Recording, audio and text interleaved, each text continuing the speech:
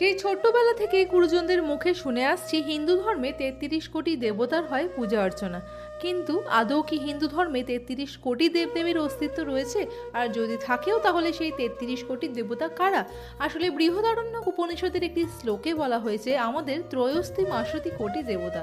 ত্রয়োস্তি মাসতি একটি সংস্কৃত শব্দ যেটির বাংলা অনুবাদ করা হয়েছে ৩৩, কিন্তু দুর্ভাগ্যজনকভাবে কোটি শব্দটির কোনো অনুবাদ করা হয়নি। সংস্কৃতে কোটি শব্দের দুটি অর্থ, একটি প্রকার এবং অপরটি হলো কোটি অর্থাৎ সংখ্যা। এই ত্রয়োস্তি মাসতি কোটি দেবতা হলো ৩৩ প্রকারের উচ্চ কোটি সম্পন্ন অর্থাৎ শ্রেষ্ঠ দেবদেবী। তাহলে ৩৩ কোটি দেবদেবী হয়ে গেল ৩৩ প্রকার। এখন প্রশ্ন, এই ৩৩ জন দেবদেবী আসলে কারা? এরা হচ্ছেন আমাদের বৈদিক দেবতা, যাদের মধ্যে রয়েছেন ৮ প্রকার বসু, ১১ রুদ্র, ১২ আদিত্য ও ২ জন অশ্বিনী কুমার। বৃহদারণ্যক উপনিষদ অবশ্য ২ জন অশ্বিনের জায়গায় ইন্দ্র ও প্রজাপতিকে স্থান দিয়েছে। তাহলে একবার দেখুন তো ৩৩ জন দেবদেবীর হিসেব মিলছে কি।